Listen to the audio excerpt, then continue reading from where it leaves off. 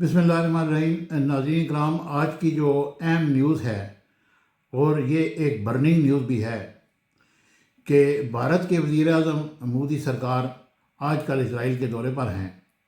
وہاں پر نیتن یاہو اور مودی گٹھ جوڑ کھل کر سامنے آ گیا اور اس وقت ایک بڑی حیران کن بات ہوئی جب نیتن یاہو تقریر کرتے ہوئے انہوں نے کہا کہ بھارت کے دوست افغانستان کی امداد ہم بڑھانے جا رہے ہیں اور اس کو افغانستان کی حکومت کو اپنا پارٹنر ڈکلیئر کیا۔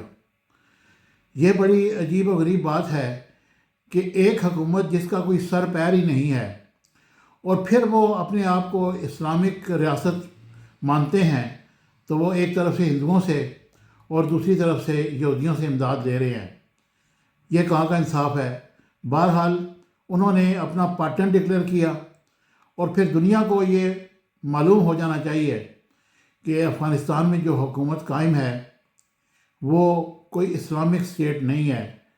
یہ لوگ قبضہ مافیا ہیں، انہوں نے افغانستان کی سرزمین پر قبضہ کیا ہوا ہے اور وہاں سے ایک وار شروع کی ہوئی ہے اور پاکستان کی سیکورٹی فورسز پر حملے کر رہے ہیں اور بیچارے شہریوں کو مار رہے ہیں، اور دوسری طرف سے انڈیا اور اسرائیل ان کی مدد کر رہے ہیں۔